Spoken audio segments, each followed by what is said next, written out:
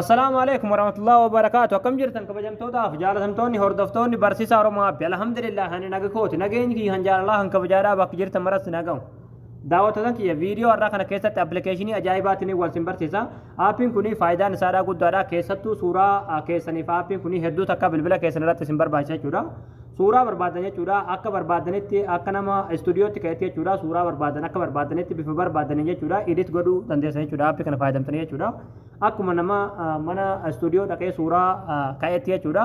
Suuraa bilbilumaan kaatan kana jechuudha akka barbaadanitti edit godhuu dandeessan jechuudha. Bakka barbaadan kaa'uu dandeessanii baakgiraawundii huduuba keessanii kana akka barbaadanitti jijjiiruu dandeessanii waan barbaadan of duuba kaa'uu dandeessanii aappiin kun hedduu takkaa suuraa keessaniif isin barbaachisaadha jechuudha. Bilbila keessanirratti aappii kana daruurii hundi keessanuu gadi buufattanii itti fayyadamuu qabdan jechuudha. Faayidaan aappii kanaadhaa baay'eedha jechuudha. Aappii kana duraanis isin barsiiseen ture. garuu amma bifa haara waan abdeeti godhanii jechuudha fooyyessanii waan baay'ee dabalanii fidanii jiran jechuudha. Egaa amma gabanumaan haala itti fayyadama aappii kanatti isin dabarsa hanga xumura viidiyoo keessatti ibsan afaan turaan hordofan isiniin jedha. Hayyee daawwattootaan kiyya gama barumsaatiin darbuun duratti warroonni YouTube chaanaala keenyaaf haarawaa taatan baga nagaan dhuftan jechaa barumsa dabalataa argachuudhaaf chaanaala keenya sabskiraayib godhachuun dagatinaadha. Yeroo sabskraayibii gootan barumsuun asirratti dabarsinu guyyaan nama dura akka simbira ga'uuf mallattoo notifikashinii sana kilikii godhaadha achi booda ool kajettoon irra kayyadhaadha.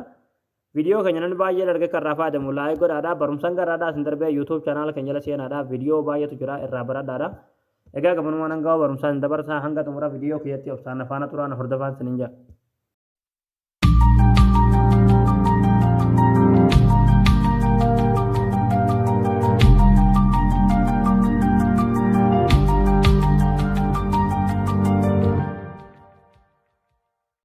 Hayyee daawwattootaan kiyyaa liinkii aappii kanaadhaa bakka irraa daawuloodii godhatan yookiin bakka irraa gadi buufatan diskiripshin boksii viidiyoo malaalaa jirtan kana jalaan isiniif ka'a.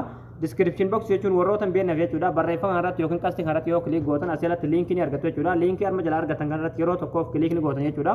Yookiin komentii awwalaa jalaan isiniif ka'a jechuudha. Liinkii aappii kanaadhaa bakka irraa buufatan jechuudha. Komentii awwalaa jalaas argachuu dandeessan jechuudha. Yeroo komentii barreessuudhaaf seentanii bakka komentii san dhootan jechuudha. Liinkii ni argattu jechuudha. Warri barbaadanis diskiripshin boksii kana jalaan seenuu dandeessan jechuudha. Hayyee daawwattootaan kiyyaa achi booda haala kanaan weebsaayitii kanarratti hin fide jechuudha. Asirra gadi ni deemtu. Suuta asirra gadi ni deemtu jechuudha. Aappii buufachuudhaaf dhuma barreeffama irratti gadi ni deemtu. Asirra suuta gad deemtanii dhuma irratti argattu jechuudha. Aappii as tuqaa daawuloodii godhadhaa kajoo yookiin daawulood kajoo kanarratti yeroo tokkoof kilikni gootanii. Achi booda haala kanaan alaatool aappiin pilaastoor irra isin fide jechuudha. Aappii kana ni buufattan jechuudha. Anan buufadhee waan akka buusuun irraa hin eegamu isin ni buufattanii.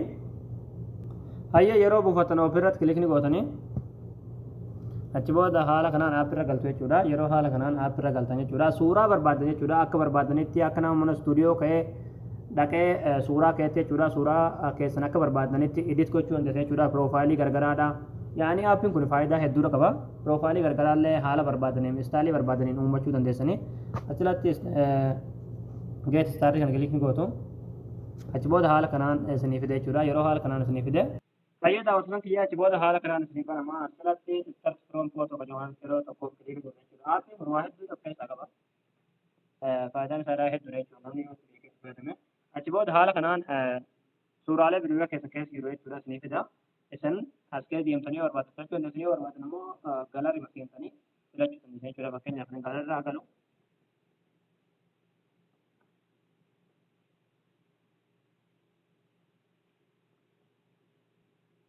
Hayyee daawwattootaan kiyyaa anamma galarra galeen jira jechuudha. Fakkeenyaaf suuraa kana keessaa bifa isheesuma baakgiraawundii isaarra jijjiiruu barbaadan yookiin editii gochuu barbaadan jechuudha. Kana keessa suuraa barbaadanii filattan jechuudha. Fakkeenyaaf suuraa tokko haa filadhu. Egaa daawwattootaan kiyyaa anamma suuraa kana filadhe jechuudha. Suuraa kana asirratti margaa argan baakgiraawundii suuraa balleessan jechuudha. Asirratti margaa arganii kunoo balleessee jira. Asirratti kunoo barbaadan adeemsa isiniif kaa'aa barbaadan gurraacha isiniif kaa'aa. Amma haalli itti suuraa kana baakgiraawundii hojjetan jechuudha. Fakkeenyaaf kan adii kanarratti yeroo tokkoof ni filata jechuudha. Asirratti illee waa hedduutu jira. Piroofaayilii keessan fa'aa sirreeffachuu barbaadan. Piroo kajoo kun ni bitama. Piroo fayyadamuu qabdan jechuudha. Kunoo haala kanaan istaayilii barbaadan piroofaayilii barbaadan filachuu dandeessan jechuudha. Keessa kan isinitti tole. Piroofaayilii babbareedaa asirratti uumachuu ni dandeessan jechuudha. Asirratti margaa waa hedduun as keessa jira. Kunoo haala kanaan jechuudha.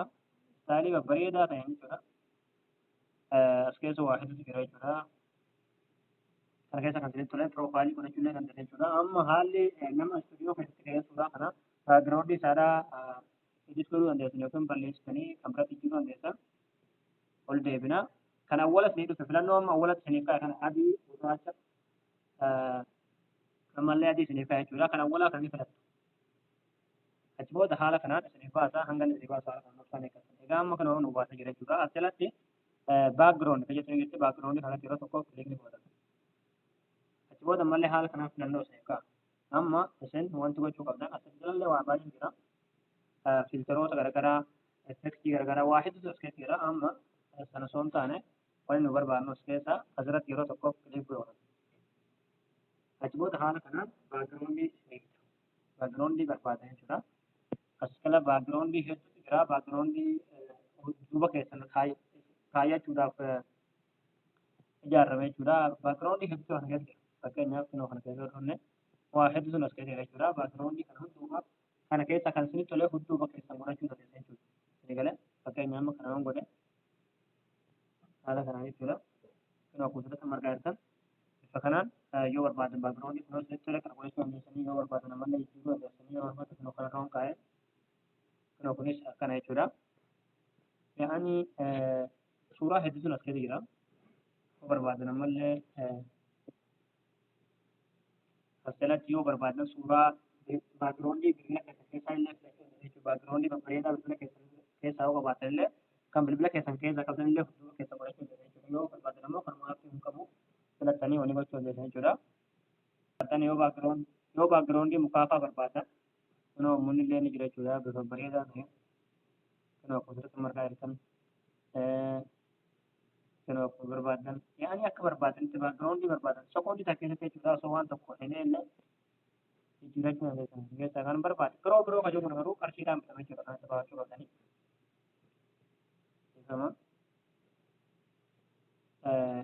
Haala kanaan kunoo yaa'anii kan isinitti tole jechuudha. Haala kanaan suuraa keessan akka nama istuudiyoo keessatti ta'etti duuba isaadhaa kana isiif gootanii jijjiiruu dandeessanii bareechifachuu dandeessan jechuudha. Aappiin kun faayidaa hedduudha qaba. Faayidaa isaadhaa tokko tokkoon akkana keessa deemee yoo isinitti hime jechuudha. Yeroo inni dheerate jechuudha. Viidiyoo akka baasuun barbaada. Har'aaf kanuu fakkaata jechuudha. Achi booda yeroo haala kanaan filattanii wanni barate jechuudha. Seefii godhachuudhaaf yeroo garaagaraa kanatti yeroo tokko kilikni godhanii achi booda save to gallery kan jettu jirti jechuudha. Biyya gara galtee jechuudha. Irratti kilikni godhanii achi booda haala kanaan alaasuun seefii isinitti gallery keessa galmeessu suuraan kun jechuudha. Isin gala kun amma seefii nuuf jira jechuudha. Suuraa san gallery keessatti isin argachuu dandeessu.